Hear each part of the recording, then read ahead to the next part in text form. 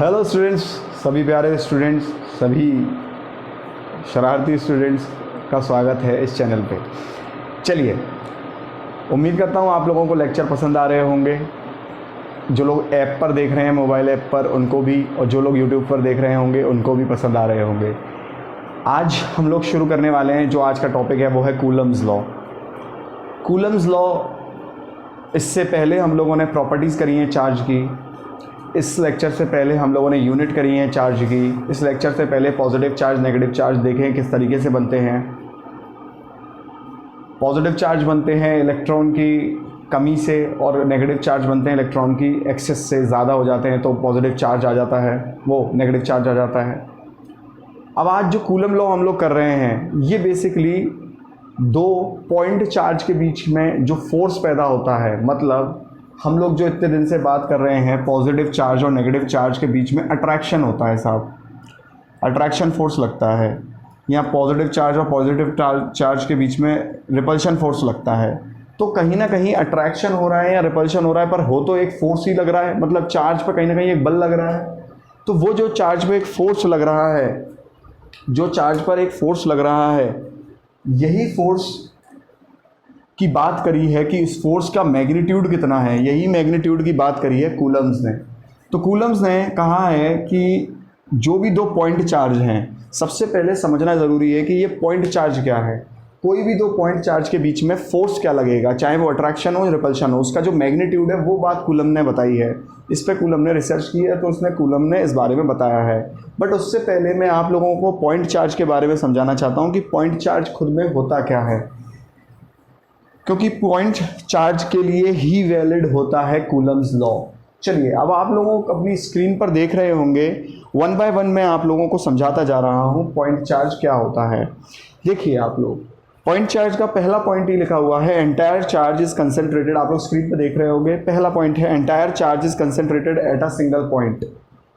मतलब point charge एक वो चार्ज है जिसमें सारा का सारा चार्ज एक ही पॉइंट पर एकत्रित माना जाता है। मतलब ऐसे मान के चल लीजिए कि पूरी बॉडी का चार्ज एक पॉइंट पर एकत्रित हो गया है, तो ये होगा कहीं ना कहीं पॉइंट चार्ज। जो भी प्लस क्यू या माइनस क्यू की वैल्यू रहेगी, जो भी होगी, पहली चीज़। और दूसरा पॉइंट देख लीजिए, dimension of charge body is small as compare to separation between the charges. देखिए, इसमें ये बात इन्होंने कही है कि पॉइंट चार्ज वो चार्ज होता है, जैसे ये मान लीजिए कोई एक पॉइंट चार्ज है, इसकी अपनी आर रेडियस होगी, पक्की बात है होगी, और ये कुछ ना कुछ एक दूरी पे रखा होगा। यहाँ से सेंटर पे बात करेंगे, एक दोनों अपनी आप में एक दूसरी से दूरी पे रखे होंगे। तो जो दो चार्ज अपने आप में जो एक दूरी से रखे हैं, और तो जो ये चार्ज का रेडियस है, ये कहीं ना कहीं इतना कम होना चाहिए इस दूरी से बहुत ज़्यादा। क्या कहना चाहता हूँ समझना। मान लीजिए हमारा रेडियस मैंने ले लिया 1 मीटर का, और दूरी डिस्टेंस ले ली मैंने 10 मीटर की। मतलब रेडियस यहाँ पर 1 मीटर का है, और ये जो आपस में रखे हुए हैं दूर, ये रखे हुए हैं 10 मीटर पे। ठीक है, ये आपस में रखे हुए हैं 10 मीटर पे। तो इस चार्ज को हम लोग कहेंगे पॉइंट चार्ज। इतना पॉइंट क्लियर है? इस चार्ज को हम लोग कहेंगे पॉइंट चार्ज। तो पॉइंट चार्ज के लिए ये कंडीशन क्वालिफाई करना ज़रूरी है, मतलब होना ज़रूरी है। पॉइंट चार्ज तभी माना जाएगा जब इसका रेडियस बहुत कम होगा इन कंपैरिजन टू इसकी दूरी के। इतना पॉइंट क्लियर है? बात करते हैं अपने नेक्स्ट पॉइंट पे। आप लोग देख रहे होंगे force between the two charges. तीसरा पॉइंट आप लोग देख रहे होंगे, force between the two charges is independent of presence of any third charge. मतलब क्या कह रहा है, बात समझिए। इसके बीच में मान लीजिए ये प्लस क्यू है, माइनस क्यू है, मैंने इसको प्लस और माइनस ले लिया, तो अट्रैक्शन फोर्स लगेगा। अब वो ये कह रहा है इन दोनों के बीच में मान लीजिए 5 न्यूटन का अट्रैक्शन फोर्स लगता है। तो इस 5 न्यूटन को फर्क नहीं पड़ता कि तीसरा चार्ज कहाँ रखा हुआ है और कितने वैल्यू का है। इन दोनों में अगर कोई फोर्स लग रहा है तो that would be the independent of third charge. वो जो तीसरा चार्ज है उससे फर्क नहीं पड़ेगा इन दोनों के आपस में। मतलब कहने का क्या है, जैसे मान लीजिए कुछ लोग आप में से रिलेशनशिप में होंगे, और ऑब्वियसली जब दो लोगों की बॉन्डिंग अच्छी होगी तो आपको फ़र्क नहीं पड़ता तीसरा कितने पास से गुजरा है, समझ ही रहे होंगे। तो वही चीज़ है, और जिसको फ़र्क पड़ जाए इसका मतलब बॉन्डिंग अच्छी नहीं थी। है चलिए, तो वैसे ही चीज़ है कि कहीं ना कहीं प्लस क्यू और माइनस क्यू आसपास रखे हुए हैं। इन दोनों में जो भी फोर्स ऑफ अट्रैक्शन या रिपल्शन जो भी लगेगा, उससे फ़र्क नहीं पड़ता तीसरा चार्ज कहाँ पे कैसे रखा हुआ है। अब आप चौथा पॉइंट देख सकते हैं, कूलम फोर्स इज कंजर्वेटिव, मतलब कूलम का फोर्स जो है वो एक कंजर्वेटिव फोर्स है। इसका मतलब क्या हुआ, कंजर्वेटिव फोर्स है, इस बात को भी मैंने देखिए पॉइंट में लिखा हुआ है, work done is independent of path, मतलब कूलम्स लॉ का जो फोर्स है वो कंजर्वेटिव है। मैं इस चीज़ को डिटेल में समझाऊंगा अभी आप लोगों को, आप लोग पहले से वहाँ समझिए। देखिए Coulomb law is a conservative, मत work done is independent of path, मतलब क्या है, एक बात इस बात को आप यहाँ पर ध्यान से सुनिए। देखिए मान लीजिए आप लोगों को, अच्छा ये चीज़ आप लोग साथ ही साथ लिखते हुए भी चल रहे होंगे, ऐसा मैं मान के चलता हूँ, ठीक है। तो मैं इसे हटा देता हूँ और मैं आप लोगों को समझा देता हूँ कि कूलम लॉ कैसे कंजर्वेटिव है। इसे उतार लीजिए और फिर हम लोग आगे चलते हैं। चलिए उम्मीद करता हूँ उतार लिया होगा। देखिए लास्ट पॉइंट हम लोगों ने क्या लिखा था कि coulomb force is conservative. Coulomb force is conservative मतलब क्या है, अगर मान लीजिए एक बात समझते हैं कि बॉडी 1 से बॉडी 2 चार्ज ट्रांसफ़र हुआ, क्या हुआ, चार्ज ट्रांसफ़र हुआ, चार्ज का ट्रांसफ़र हुआ बॉडी 1 से बॉडी 2।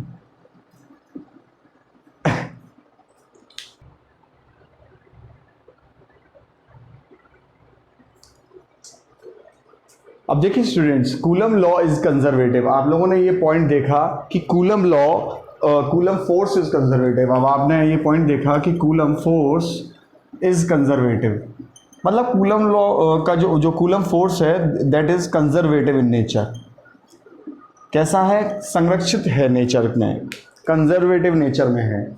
इससे हम लोग क्या समझते हैं, हम उस फोर्स को कंजर्वेटिव कहते हैं जहां पर वर्क डन पाथ से इंडिपेंडेंट है। That force is called conservative, that force is called conservative which is independent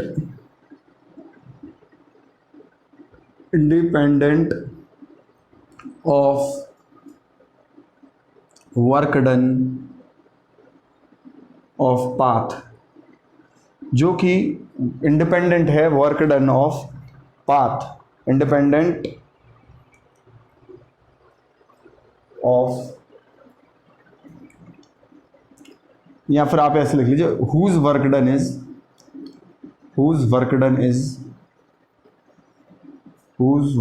is independent of path, ऐसे लिख लीजिए, ठीक है। मतलब कहने का ये फोर्स कंजर्वेटिव है। ऐसे फोर्स कंजर्वेटिव कहलाते हैं, जैसे मान लीजिए ये बॉडी 1 है, अगर इस बॉडी 1 को, या ये प्लेस 1 है, ये प्लेस 1 है और ये प्लेस 2 है, मतलब ये एक जगह है, ये दूसरी जगह है। अगर आप किसी चीज़ को उठा के यहाँ से यहाँ ला रहे हैं पहले पाथ से, यहाँ से यहाँ ला रहे हैं दूसरे पाथ से, यहाँ से यहाँ ला रहे हैं तीसरे पाथ से, अगर सब जगह फोर्स सेम लग रहा है तो फिर ऐसा क्या कहा जाएगा कि ये फोर्स कंजर्वेटिव है।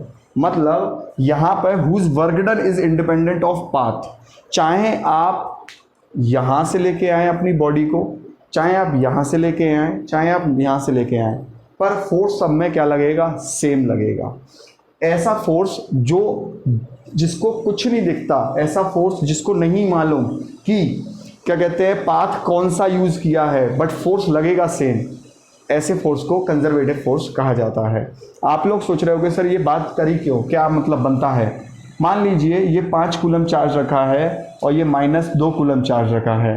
अगर मैं 5 कूलम और 2 कूलम चार्ज को लूँ, इनके आपस में साथ में रखूँ, अगर मेरी डिस्टेंस सेम डिस्टेंस है, तो इनमें फोर्स जो लगेगा 5 न्यूटन, मान लेते हैं एग्जांपल दे रहा हूँ कि मान लो फोर्स लग रहा है 5 न्यूटन, तो ये फोर्स 5 न्यूटन हमेशा लगता रहेगा, चाहे प्लेस कोई भी हो। याद रखिए चाहे कोई भी प्लेस हो, अगर 2 चार्ज आमने सामने हैं, आसपास हैं, तो उसमें हमेशा 5 न्यूटन ही लगेगा फोर्स, याद रखिए। क्लियर है इतना पॉइंट। तो कुछ भी कहीं पर भी ले जाइए आप, इसको कहीं पर भी ले जाइए, इन 2 चार्ज को, इनमें हमेशा फोर्स जो पैदा होगा वो 5 न्यूटन ही होगा। एग्जाम्पल दिया है मैंने 5 न्यूटन। इतना पॉइंट क्लियर है। तो ये पॉइंट चार्ज की बात है कि पॉइंट चार्ज क्या है कि सारा चार्ज एक कहीं बिंदु पे इकट्ठा हो गया है, कहीं पॉइंट पे इकट्ठा हो गया है। चलिए ये बड़े काम की चीज़ है पॉइंट चार्ज, याद रखिए कूलम लॉ केवल पॉइंट चार्ज के लिए ही दिया गया है। चलिए मैं ये मिटा देता हूँ। तो चलिए स्टूडेंट, हम लोगों ने पॉइंट चार्ज समझ लिया है और अब कूलम लॉ हम लोग समझते हैं, क्योंकि पॉइंट चार्ज के बिना कूलम लॉ अधूरा है। एक्चुअली कूलम लॉ दिया ही पॉइंट चार्ज के लिए गया है। कूलम्स लॉ, सबसे पहली बात इस लॉ के लिए मैं कहना चाहूँगा, ये पॉइंट चार्ज के लिए लॉ दिया गया है। दो पॉइंट चार्ज जब आसपास रखे होंगे तो उनमें एक फोर्स पैदा होगा, उस फोर्स का मैग्नीट्यूड देता है ये लॉ कि कितना फोर्स लगेगा, फोर्स लगेगा कितना लगेगा, और अट्रैक्शन होगा या रिपल्शन, वो बात तो आप लोगों को पता है। अगर पॉजिटिव नेगेटिव है तो अट्रैक्शन होगा और पॉजिटिव पॉजिटिव है तो रिपल्शन होगा, है ना, पॉजिटिव पॉजिटिव। अब आप देखिए कूलम्स लॉ की अगर हम लोग बात करें, मान लीजिए दो चार्ज यहाँ पर रखे हुए हैं, ये मान लीजिए Q1 है, ये मान लीजिए Q2 है। ये कहीं ना कुछ तो दूरी पे रखे रहे होंगे, मान लेते हैं ये एक r डिस्टेंस पे रखे गए हैं, ये r डिस्टेंस पे रखे गए हैं। आप लोगों को नोट्स में सारी चीज़ें मिलेंगी, r क्या है मतलब सब चीज़ लिखी हुई आप लोगों को मिल जाएगा वहाँ पे, ठीक है। तो ये r डिस्टेंस का रखा है। अब मान लीजिए कूलम ने ये बात कही है कि जो ये दो पॉइंट चार्ज हैं r डिस्टेंस पे रखे गए हैं, तो जो फोर्स है वो इन्वर्सली प्रोपोर्शनल होगा 1/r² के। मतलब फोर्स जो है इन्वर्सली प्रोपोर्शनल होगा 1/r² के। जैसे जैसे हम लोग दूरी बढ़ाएंगे वैसे वैसे 4 स्क्वायर टाइम्स कम होता चला जाएगा। इसको इन्वर्स स्क्वायर लॉ भी कहते हैं, इसको इन्वर्स स्क्वायर लॉ भी कहते हैं। जब भी कोई हसीना देखूं, नहीं ऐसा नहीं, इन्वर्स लॉ स्क्वायर लॉ मतलब ये कब कहा जाता है, जब भी कभी कोई क्वांटिटी इन्वर्सली प्रोपोर्शनल में हो और उससे स्क्वायर में हो, ऐसे में वो इन्वर्स स्क्वायर लॉ कही जाती है। इससे ये पता चलता है जैसे जैसे हम इनमें आपस में दूरी बढ़ाते जाएंगे, इनमें जो लगने वाला फोर्स है वो कम हो जाएगा। समझते हैं इस बात को। मान लीजिए ये आप हैं और ये आपकी वो है मिसेस, समझ रहे हैं, नहीं सोचते हो ना आप ऐसा, आपकी गर्लफ्रेंड है, चलो है ये आप हैं और ये आपकी गर्लफ्रेंड है, ठीक है। जितने ज़्यादा आप करीब होंगे फोर्स उतना ज़्यादा होगा, और वो जितने ज़्यादा दूर होंगे फोर्स कम होता चला जाएगा। सेम ऐसे ही तो यहाँ पर वो जो ये फोर्स है वो अट्रैक्शन है या रिपल्शन है, वो जितने ज़्यादा आप दूरी होगी उतना ज़्यादा फोर्स कम होगा। और कितना कम होगा, ये रिश्ता क्या कहलाता है, ये रिश्ता स्क्वायर टाइम्स कम होगा। याद रखिए क्या कहलाता है, स्क्वायर टाइम्स कम होगा। तो ये सारी चीज़ें आपको नोट्स में मिलेंगी कि दिस लॉ डिफाइंस, ये लॉ क्या बताता है, ये लॉ बताता है कि दो चार्ज में आपस में कितना फोर्स लगेगा। तो फोर्स क्या है, inversely proportional to the distance between the two charges. तो आर यहाँ क्या है, distance between the two charges, ठीक है, दो चार्जेस के बीच में डिस्टेंस है आर यहाँ पे। अब हम लोग बात करेंगे इसी फोर्स की। कूलम ने ही ये बात कही है एज पर कूलम लॉ। देखिए ये कोई भी चीज़ हमने नहीं निकाली, एज पर कूलम लॉ निकाली है। अच्छा आप लोग एक चीज़ सोच रहे होंगे कि सर कूलम लॉ के अकॉर्डिंग अगर मैं बात करूँ, कूलम लॉ ने ये कैसे निकाला। देखिए जाहिर सी बात है कूलम ने ये एक्सपेरिमेंट किया होगा, मतलब दो चार्ज अन्य आपस में रखे होंगे, एक दूरी पर रखे होंगे, फिर ये दूरी इन्होंने बढ़ाई होगी तो इन्हें पता लगा कि किस तरीके से ये मतलब फोर्स कम होता जा रहा है जैसे जैसे दूरी बढ़ा रहा हूँ। और जब पास लेके आए होंगे तो फोर्स ज़्यादा लग रहा होगा, मतलब अगर पास लेके अगर दूरी कम करेंगे तो फोर्स बढ़ जाएगा। तो उन्होंने ये चीज़ एक्सपेरिमेंट में देखी कि जैसे जैसे डिस्टेंस पास कर रहा हूँ फोर्स बढ़ रहा है, पर कितना गुना बढ़ रहा है, स्क्वायर टाइम्स गुना बढ़ रहा है। तो ये फॉर्मूले ऐसे ही नहीं आते, इसके पीछे एक्सपेरिमेंट किए गए होते हैं। तो as per Coulomb law force inversely proportional to the distance के स्क्वायर के होता है। और फोर्स के ही इसी की बात अगर करें, फोर्स इन दोनों के बीच में आपस में जो भी फोर्स होगा, अब जाहिर सी बात है देखिए यहाँ तो रिपल्शन फोर्स होगा, ठीक है, मैं इसे 1 मान लूँ, इसे 2 मान रहा हूँ, तो ये जो है 1 2 और ये 2 1, ठीक है। मतलब यहाँ जो फोर्स होगा वो कैसा होगा, रिपल्शन फोर्स होगा। आप अट्रैक्शन भी ले सकते हैं, उसमें कोई बात नहीं है। तो कूलम ने कहा force is directly proportional to the Q1 और Q2, मतलब product of the two charge value, मतलब कि जैसे जैसे इन दोनों की वैल्यू स्ट्रांग होती जाएगी फोर्स भी, क्योंकि अच्छा इन दोनों की वैल्यू स्ट्रांग होगी वैसे ही इनका मल्टीप्लिकेशन भी स्ट्रांग होगा, इनका मल्टीप्लिकेशन स्ट्रांग होगा तो फोर्स भी स्ट्रांग होगा। तो क्या है, force is directly proportional to the force is directly proportional to the proportional to the force is directly proportional to the product of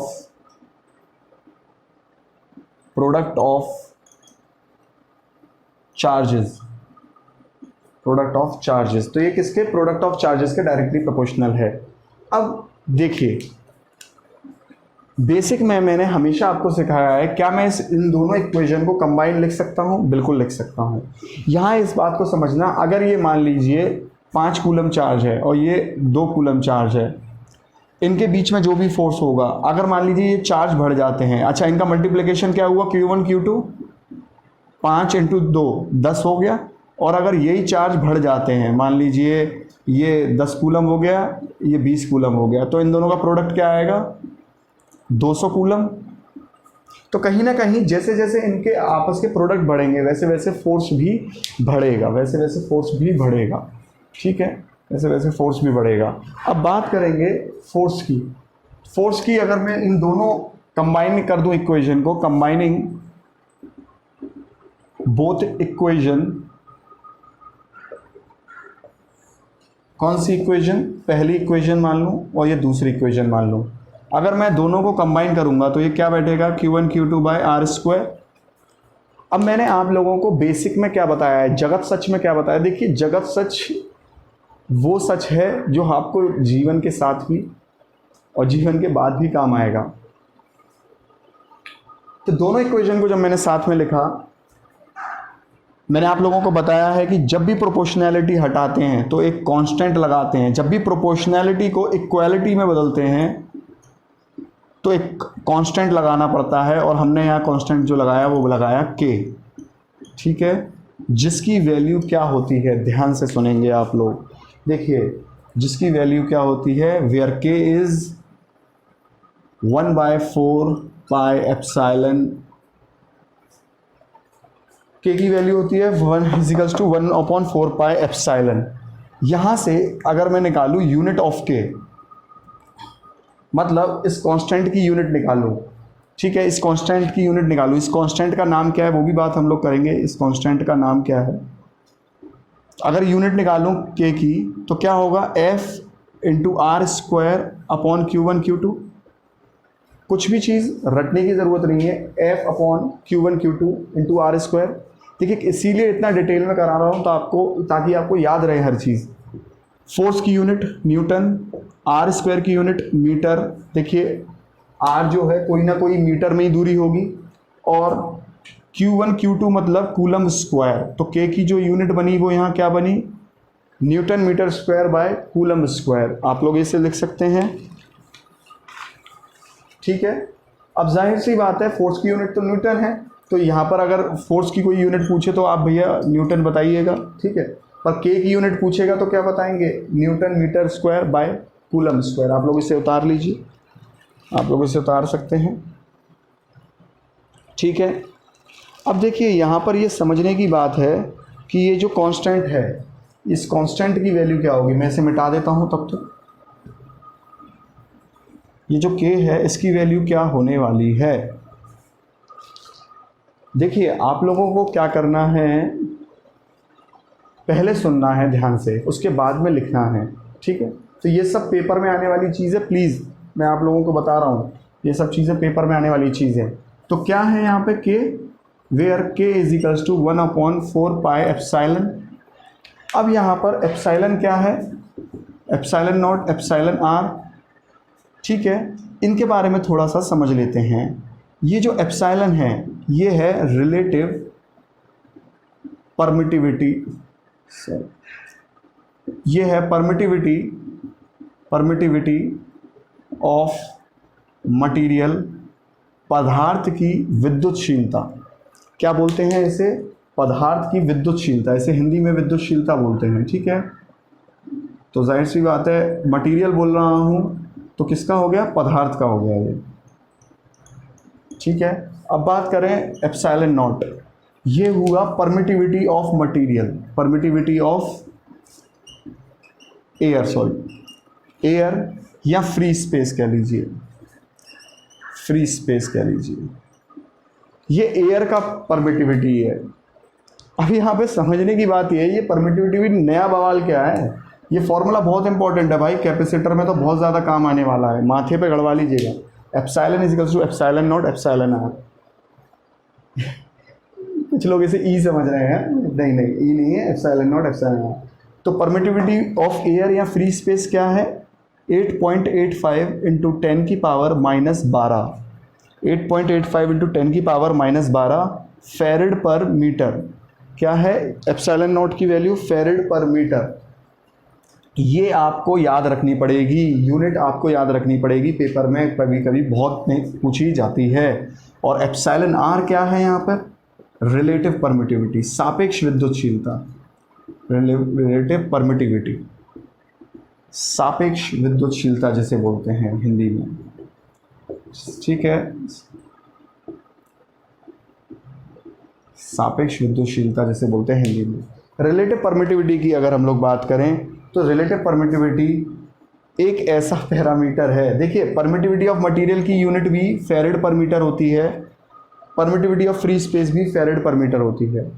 कुछ लोग समझ रहे होंगे सर ये कहाँ से लेके चले जा रहे हो, रटना है क्या, नहीं, इसको बस आप यहाँ पर लिख के चलिए, मैं इसको पूरा प्रॉपर समझाऊंगा जब हम लोग कैपेसिटर करेंगे, बड़े ही ध्यान से याद रखिए।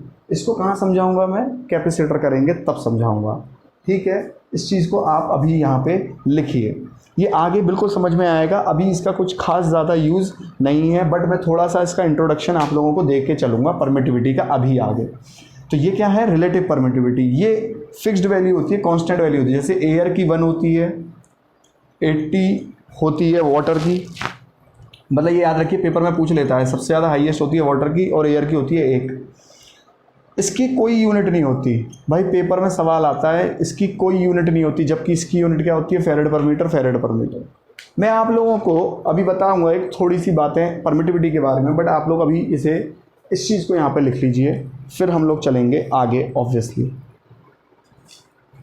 ऐसे कई परमिटिविटी की लिस्ट है जो मैं आप लोगों को दूंगा, आपको लोगों के नोट्स में भी होगी, मिल जाएगी आप लोगों को। माइका की जैसे 6 होती है, ठीक है। तो ये फिक्स्ड वैल्यूज़ हैं, वैसे आप लोगों को न्यूमेरिकल में दी जाएंगी, हर चीज़ याद नहीं होनी चाहिए, ठीक है। या फिर आप लोगों को मैं आपको एक बात बताऊँ, मैं टेबल दे दूंगा, एटलीस्ट उतनी तो आप लोगों को याद रखनी है, पेपर में आएगी, ठीक है। थोड़ा सा मैं परमिटिविटी के बारे में बताऊँगा, आप लोग इसे लिख लीजिए।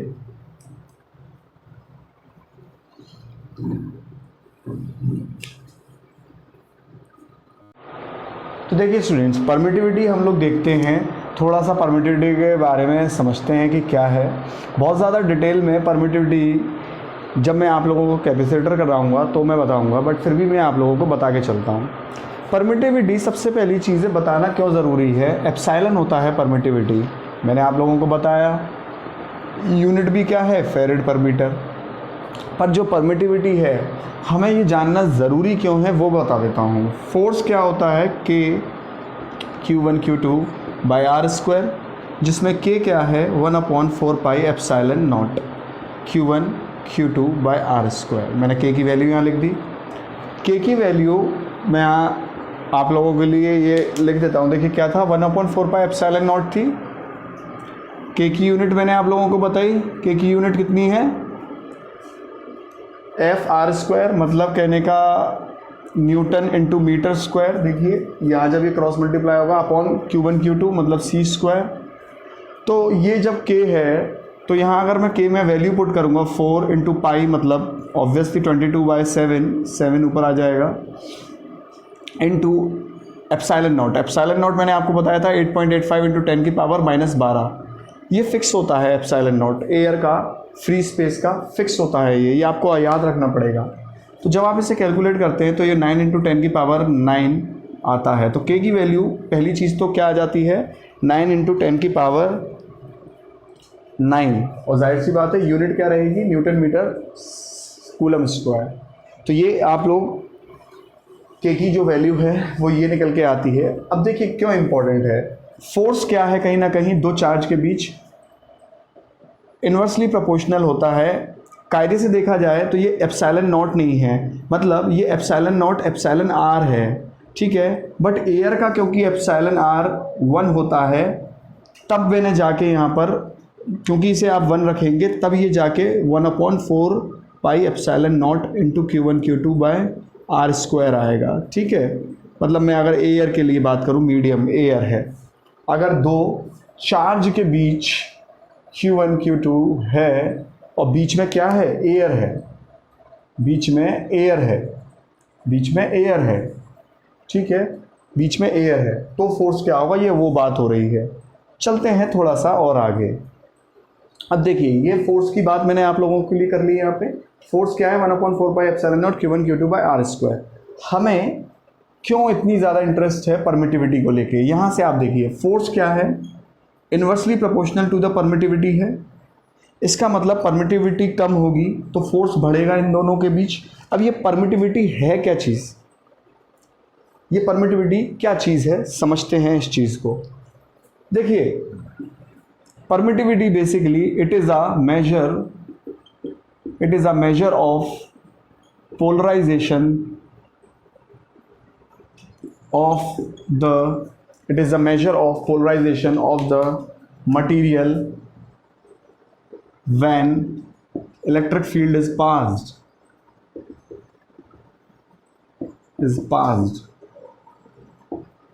मतलब परमिटिविटी एक तरीके का मापदंड है, या कह लीजिए एक क्वांटिटी है जो ये बताती है कि कोई मटेरियल कितना पोलराइज किया जा सकता है, ध्रुवीकरण कितना किया जा सकता है, कितना पोलराइज कोई मटेरियल किया जा सकता है अगर इलेक्ट्रिक फील्ड पास हो। मान लीजिए ये कोई मटेरियल है और इससे इलेक्ट्रिक फील्ड पास कराई जा रही है, ये इलेक्ट्रिक फील्ड पास कराई जा रही है, ये इलेक्ट्रिक फील्ड पास कराई जा रही है। इस मटेरियल से जब इलेक्ट्रिक फील्ड पास कराई जाएगी तो ये पोलराइज्ड होगा। देखिए अगर इलेक्ट्रिक फील्ड ज़्यादा पास करा दी तो ये आयनाइज भी हो जाएगा। मैं आप सभी लोगों से कहूँगा कि जगत सच वाले वीडियोस आप लोग देखिए, मैंने पोलराइज और आयनाइज दोनों के ऊपर बनाया कि कब आयनाइजेशन होता है और कब पोलराइजेशन होता है। आयनाइजेशन आयनीकरण, पोलराइजेशन ध्रुवीकरण। तो किसी पदार्थ का कब पोलराइजेशन होता है, इलेक्ट्रिक फील्ड पास होती है, ये तो बात सही है, और इलेक्ट्रिक फील्ड पास होती है तभी उसका आयनाइजेशन भी हो जाता है। ऑब्वियसली जब इलेक्ट्रिक फील्ड बहुत ज़्यादा हो जाती है तो आयनाइजेशन हो जाता है, और एक लिमिट में रहती है तो पोलराइजेशन होता है। और यही चीज़ तो तय करती है परमिटिविटी, एप्सिलॉन तय करता है कि अगर हमने परमिटिविटी के हिसाब से अगर इलेक्ट्रिक फील्ड डाली तो वो पोलराइज रहेगा, बट अगर उससे ज़्यादा कर दी तो वो आयनाइज हो जाएगा। आयनाइज होने पर कोई भी पदार्थ कंडक्टर की तरह काम करता है, it acts like a conductor, याद रखिए, चालक की तरह काम करता है और करंट अपने अंदर से बहाता है। पर जब तक वो मटेरियल अगर पोलराइज है तो वो कंडक्टर की तरह काम नहीं करेगा, इंसुलेटर की तरह ही काम करेगा। सबसे पहली चीज़ मैं आप लोगों को बता दूं कि ये जो मैं बातें बता रहा हूँ ये बता ही इंसुलेटिंग मटेरियल की तरह रहा हूँ, मतलब इंसुलेटिंग मटेरियल के लिए ही बता रहा हूँ, क्योंकि पोलराइजेशन और आयनाइजेशन ये इंसुलेटिंग मटेरियल्स में हम लोगों को देखना है। इतना क्लियर है। अब कुछ लोग समझ रहे होंगे कि सर ये क्या आयनाइजेशन कंडक्टर में नहीं होता? बिल्कुल होता है कंडक्टर में आयनाइजेशन, क्यों नहीं होता, कंडक्टर में भी आयनाइजेशन होता है। बट हम लोग अभी इंसुलेटिंग पदार्थ, इंसुलेटिंग मटेरियल की बात करेंगे। इतना पॉइंट क्लियर है। तो एप्सिलॉन परमिटिविटी हमको क्या बताता है कि measure of polarisation of a material, की मटेरियल कितना पोलराइजेशन हो सकता है, उसका ध्रुवीकरण कितना हो सकता है जब इलेक्ट्रिक फील्ड उससे पास कराई जाएगी। क्लियर है। अब एक चीज़ बात है, परमिटिविटी एक और चीज़ कहता है, जो यहाँ पर मैं ये बात बताने वाला हूँ ये तो जन्मों जन्मों तक आप लोगों को काम आने वाली है, मतलब बहुत ज़्यादा इम्पोर्टेंट बात है कि परमिटिविटी क्या भी करता है। परमिटिविटी, अब यहाँ पर आप लोग शॉक्ड होंगे थोड़ा सा। परमिटिविटी रिप्रेजेंट्स द अपोजिशन, देखिए ये सब नोट्स में वैसे लिखा हुआ है, मैं फिर भी लिखवा रहा हूँ। Permittivity represents the opposition of the electric field,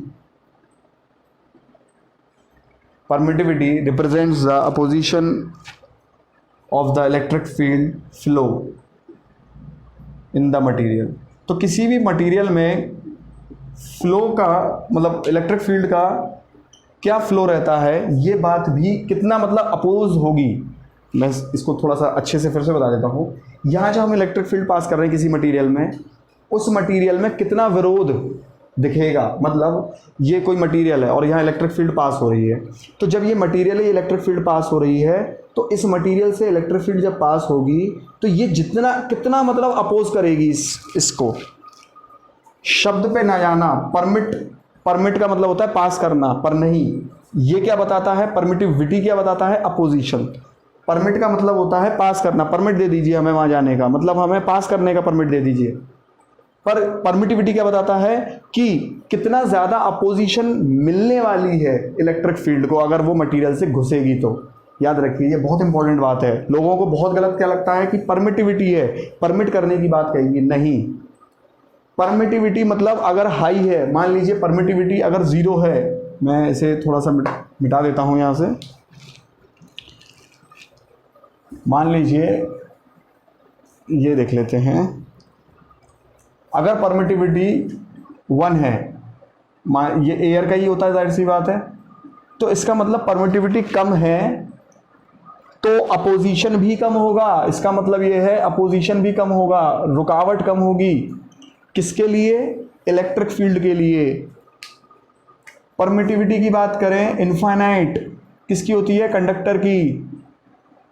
अगर परमिटिविटी इनफाइनाइट है इसका मतलब क्या है, अपोजिशन भी क्या है, इनफाइनाइट है।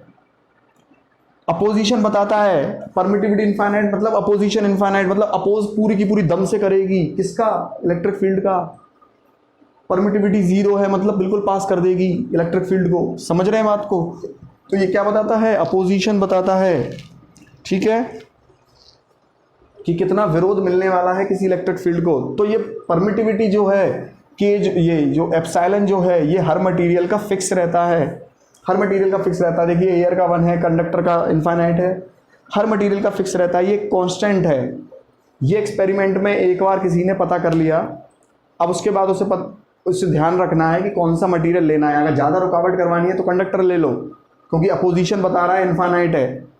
परमिटिविटी इनफाइनाइट माने अपोजिशन इनफाइनाइट। परमिटिविटी 1 है मतलब अपोजिशन बहुत कम है, परमिटिविटी 1 है अपोजिशन कम है। चलिए अब चलते हैं कूलम लॉ समझते हैं। देखिए कूलम लॉ का हम लोगों ने देख तो लिया ये, अब इसी कूलम लॉ को हम लोग वेक्टर फॉर्म में करेंगे।